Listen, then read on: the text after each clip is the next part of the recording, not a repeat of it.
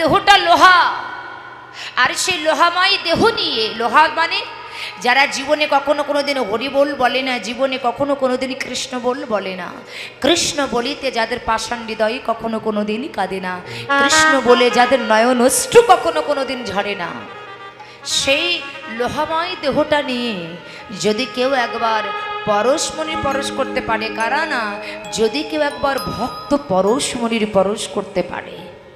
কোন ভক্ত না, কৃষ্ণ কথা শুনে যাদের মনটা আকুল বিকল করে, কৃষ্ণ কথা শোনা মাত্রই যাদের নয়ন অশ্রু ঝরঝর করে ঝরে পড়ে, কৃষ্ণ কথা শোনা মাত্রই যারা পাগল হয়ে যায়, কৃষ্ণ কথা শ্রবণ করে যারা কখনো কোনোদিন ওই ঘরের ভিতরে থাকতে পারে না, সেই কৃষ্ণ বলা ভক্তের যদি কেউ সঙ্গ করতে পারে, কারা না, যারা জীবনে কোনোদিন হরি বলে না, কৃষ্ণ বলে না, সেই লোহাময় দেহ নিয়ে যদি একবারই কেউ ভক্ত পরশমণির পরশ করতে পারে, তাহলে তার ভিতরেও একদিন কৃষ্ণ বলবে, হরি বলবে। বলছে তার ভিতরে একদিন হরি বলবে, কৃষ্ণ বলবে, সে যদি একবার ভক্ত পরশমণির পরশ করতে পারে। কেন জানেন? প্রকৃত বৈষ্ণবের যদি সঙ্গ করা যায়, প্রকৃত ভক্তের যদি কেউ সঙ্গ করতে পারে, বাবা তার ভেতরটা সে যতই পাষাণ হোক আর যাই হোক না কেন, প্রকৃত বৈষ্ণবের সঙ্গ করলে তার ভেতরটা একদিন পরিবর্তন হবেই হবে। যেমন তার প্রমাণ স্বর গোস্বামীর মধ্যে এক গোস্বামী ছিলেন যার নাম ছিলেন সনাতন গোস্বামী। আর এই সনাতন গোস্বামী বাবা ইনি মস্ত বড় ধনী ছিলেন, এনার ধন সম্পদ টাকা পয়সার কোনো কিছু অভাবই ছিল না, ইনি বড় ধনী ছিলেন। কিন্তু ইনি সবই কিছু পরিত্যাগ করে চিরজনমের মতো পথের কাঙাল হয়ে গৌর চরণে নিজের দেহটাকে তিনি অর্পণ করে দিয়েছিলেন। তা সনাতন গোস্বামী তিনি যে গ্রামে বাস করতেন, সেই গ্রামে এমনই একটা মহিলা ছিলেন যে জীবনে কখনো কোনোদিন হরিবোল বলে নাই, জীবনে কখনো কোনোদিন কৃষ্ণ বলে নাই। যে কোনো বৈষ্ণবকে দেখতে পারে না, কোনো সাধুগুরু বৈষ্ণবকে দেখতে পারে না, বৈষ্ণবকে দেখলে তার রাগ হয়ে যায়। যে জীবনে কখনো কোনোদিন ভক্ত সঙ্গ করে নাই, সাধুগুরু বৈষ্ণবের সঙ্গ করে নাই, বৈষ্ণবের চরণধুলি অঙ্গে মাখা নাই, কখনো হরি কথা কৃষ্ণ কথা যে জীবনে কখনো কোনোদিন তার বদনে বলে নাই। সনাতন গোস্বামী একদিন মনে মনে চিন্তা করলেন, গো আমি তো এই গ্রামে বাস করি, আর আমার ওই মা জীবনে কখনো কোনোদিন হরি কথা বলল না, জীবনে কখনো কোনোদিন কৃষ্ণ কথা বলল না, কোনোদিন ভক্ত সঙ্গ করলো না, কোনোদিন সাধুগুরু বৈষ্ণবের চরণধুলি অঙ্গে মাখল না। কিন্তু আমার ওই মায়ের যে ধীরে ধীরে দিন ফুরাইয়ে যাচ্ছে, কি মা, জাগতিক জগতের বেলা যতই ডুবে যাচ্ছে, আমাদের আয়ুষ্যের বেলাও কিন্তু ডুবে যাচ্ছে। জাগতিক জগতের বেলা যদি আজকে ডুবে যায়, সে বেলা আবার কালকে উদিত হবে। কিন্তু এই জগতে যদি কোনো ব্যক্তির মানব জীবনের বেলা একবার ডুবে যায়, তবে সেই বেলা কিন্তু আর জীবনে কখনো কোনোদিন উঠবে না। সনাতন গোস্বামী মনে মনে চিন্তা করলেন, আমি তো এই গ্রামে বাস করি, আর আমার এই মা জীবনে কখনো কোনোদিন কৃষ্ণ বলে নাই, কিন্তু আমি তো ভক্ত, আর আমার কর্তব্য আর একটা ভক্তের ভিতরে হরি বলানো। জানেন বাবা, সনাতন গোস্বামী প্রাতকালে ঠিক এইরকম সময় সকালবেলা কাঁধে একটা ভিক্ষার ঝুলি নিয়ে ওই দেবলার ঘরের সম্মুখে দাঁড়িয়ে দেবলাকে ডেকে বলছে, মা, ও মা, মারে আমার কিছু ভিক্ষা দিবি মা, আমায় কিছু ভিক্ষা দে না। আচ্ছা বলুন তো, এই সকালবেলা কেউ কি কোনোদিন কারো বাড়ি ভিক্ষা নিতে যায়? সকালবেলা সনাতন গোস্বামী যখন এই দেবলার ঘরে এসে দেবলাকে ডেকে ডেকে বলছে, মা আমাকে কিছু ভিক্ষা দেবে। দেবলা তো কোনো বৈষ্ণবকে দেখতে পারে না বাবা, ও যখনই বই সনাতন গোস্বামীকে দেখেছেন অমনি দেখে দেবলার ভিতরে রাগ হয়ে গেছে। তোমার লজ্জা করে না? এই সকালবেলা কেউ কখনো কোনোদিন কারো বাড়ি ভিক্ষা নিতে যায়, আর তুমি সকালবেলা এসেছো আমার বাড়িতে ভিক্ষা নিতে, তোমার লজ্জা করা উচিত। যাও এক্ষুনি এই মুহূর্তে তুমি আমার সামনে থেকে দূর হয়ে যাও, তোমার মুখ আমি দেখতে চাই না। সনাতন গোস্বামী বলছে, মা, ও মা, মারি এসেই যখন পড়েছি, তাহলে তুই আমায় কিছু ভিক্ষা দে না মা। ও মা, সকালবেলা আমার মায়েদের কিছু কর্ম আছে, যেটাকে বলে বাসি কাজ। সকালবেলা মা আপনারা বাসি কাজ করেন না? তা এই দেবলা সকালবেলা উঠে ওই যে উনুন আছে, উনুনের যে বাসি ছাই, ওই ছাই তুলছে। এখন সনাতন গোস্বামী যখন ভিক্ষা চাইছে, এতবার চলে যেতে বলছে কিন্তু চলে যাচ্ছে না। সনাতন গোস্বামী যখন ওখানে দাঁড়িয়ে আছেন, তখন দেবলা বলছে তোমাকে এত অপমান করছে, তুমি নির্লজ্জের মতো এই জায়গাটায় তুমি দাঁড়িয়ে আছো, ভিক্ষা যখন চাইছো তাহলে তোমাকে কি ভিক্ষা দেব? ওই যে বাসি ছাই তুলছিলেন, ওই বাসি ছাই এক মুঠো সনাতন গোস্বামীর মুখে ছড়িয়ে মারলেন। মন দিয়ে শুনবেন। এখন সেই বাসি ছাই যখন সনাতন গোস্বামীর মুখে ছুরি মারলেন, ছুরি মারার পরে সনাতন গোস্বামী ওখানে ওইভাবেই দাঁড়িয়ে আছে। এত অপমান করছে, আস্তে কথা বলবেন না, লক্ষ্য করুন, এত অপমান করছে কিন্তু কোনো কথা বলছে না। তারপরে আবার কিছুক্ষণ পরে সনাতন গোস্বামী কাঁধে ভিক্ষার ঝুলিনি দেবলার সম্মুখে যেয়ে বলছে, মা, ও মা, আমি এসেই যখন পড়েছি আমায় কিছু ভিক্ষা দে না। কেননা সনাতন গোস্বামীর ভিতরে আজকে প্রতিজ্ঞা, আমার এই মাকে আমি আজকে কৃষ্ণমূল বলাবই, তাই আমায় যতই অপমান করুন, আমি তো বৈষ্ণব, আমি যদি এদেরকে হরি বলে নাই বা বলায়, এরা যদি কৃষ্ণ বলে না বলে, তাহলে এদের কেমন করে উদ্ধার হবে? সনাতন গোস্বামী কাঁধে ভিক্ষার ঝুলি নিয়ে সকালবেলা বলছে, মা, আমি যখন এসে পড়েছি তুই আমায় কৃপা করে কিছু ভিক্ষা দে না মা। দেবলা বলছে, তোমার এত অপমান করছে, তুমি নির্লজ্জের মতো দাঁড়িয়ে আছো, তোমার লজ্জা নাই? দাঁড়াও, তোমার ভিক্ষা দিচ্ছি।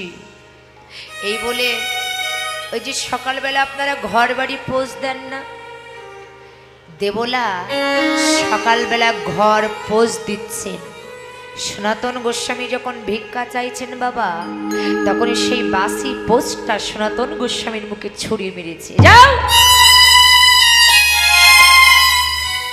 বাসি পোষ যখন সনাতন গোস্বামীর মুখে ছড়িয়ে মেরেছে, সনাতন গোস্বামী ওই বাসি পোস্টটা বুকের ভিতরে জড়িয়ে ধরে বলছে, মা, আজকে তুই যে আমার উপকার করেছিস, এর চাইতে যদি আমাকে 2 কেজি চাউল দিতিস তবে আমার এত বড় উপকার হতো না মা। বলে, তোমার কি উপকার হয়েছে? বলে, মা, আমার কি উপকার হয়েছে জানিস? আমি যে আজকে সন্ধ্যাবেলা রাধা মাধবের আরতি করব, আরতি করবার মতো কোনো শক্তি আমার ঘরে নাই। এই যে বাসি পোস্টটা তুই আমার মুখে ছুঁড়ে মেরেছিস, এই পোস্টটা আমি গঙ্গার জলে নিয়ে গঙ্গার জলে ধৌত করে রোদ্রে শুকায়ে আমি সন্ধ্যাবেলা রাধা মাধবের আরতির কাজে লাগিয়ে দেব।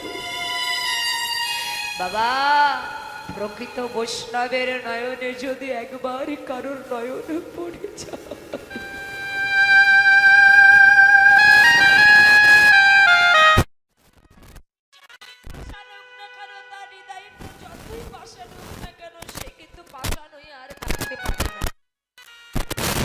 সনাতন গোস্বামী যখন এই বাসি জলে কাঁদছে, তখন দেবলার ভিতরে যত পশুগণ ছিল তারা কৃষ্ণ বহির্মুখী না হয়ে কৃষ্ণ উন্মুখী হয়ে গেলেন আস্তে আস্তে। দেবলা ছুটতে ছুটতে সনাতন গোস্বামীর চরণ দুটি হৃদয় কমলে জড়িয়ে ধরে বলছে, বাবা, বাবা, আমি জীবনে তোমার চরণে আমি এত অপরাধ করেছি, তোমাকে এত কটু কথা বলেছি, তোমাকে এত অপমান করেছি, তবেই তুমি এই জায়গাটায় দাঁড়িয়ে আছো বাবা। কিন্তু বাবা, 84 লক্ষ জনে ভ্রমণ করে সাধের মানবকুলে জন্ম পেয়ে, কৃষ্ণ বলার জন্ম পেয়ে, হরি বলার জন্ম পেয়ে আমি সারাটা জনম ধরে এই সংসারের মধ্যে আমি শুধু আমার আমার করে গেলাম, কিন্তু এমন মানব কুলে জন্মে পেয়ে আমি জীবনে কখনো কোনোদিন ভক্ত সঙ্গ করলাম না। জীবনে কখনো কোনোদিন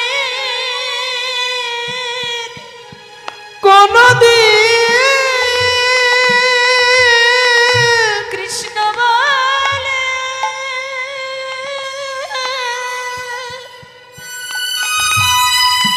আমার পাষাণ হৃদয় কাঁদিল, আমার পাষাণ হৃদয়,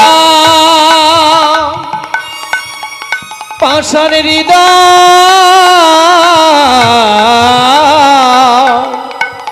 কাঁদে না, কাঁদে না রে। কিন্তু দেখতে দেখতে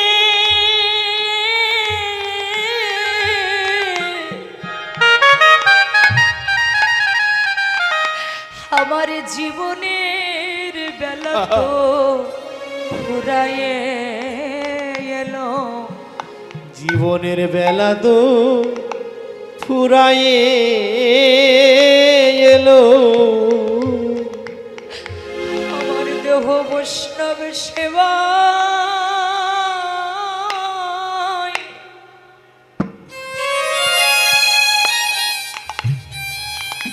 এই বৈষ্ণব সেবা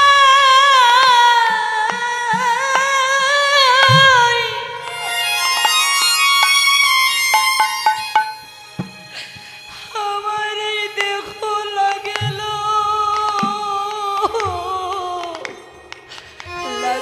না রে।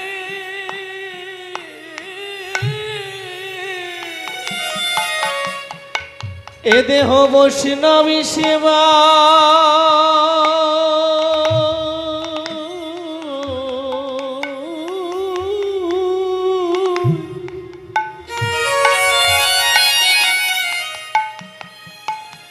বৈষ্ণবী সেবা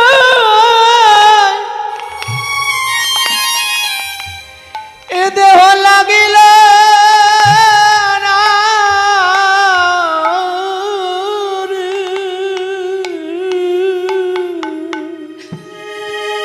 আমি কত জনমের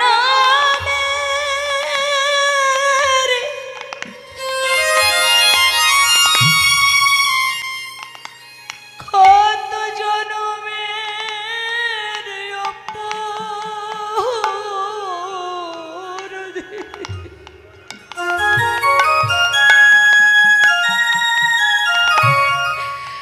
এ দেহ বৈষ্ণব চরণ সেবা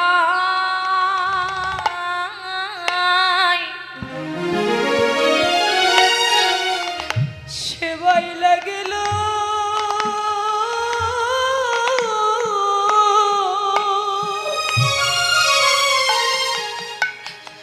লাগিল না রে।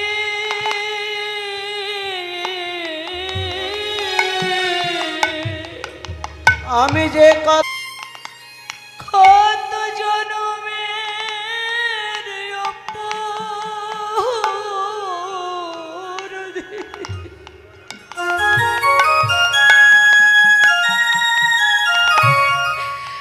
এ দেহ বৈষ্ণব চরণ সেবা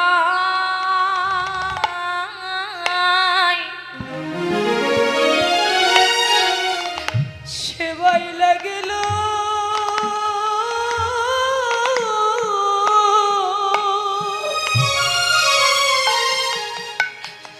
লাগিল না রে।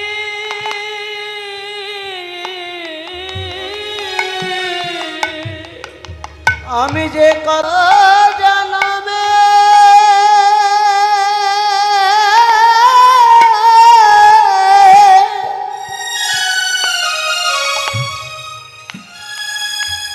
আমি অপরাধী।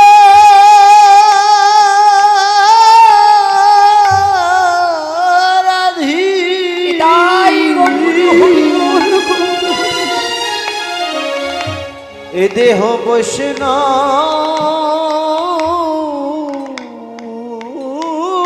সেবা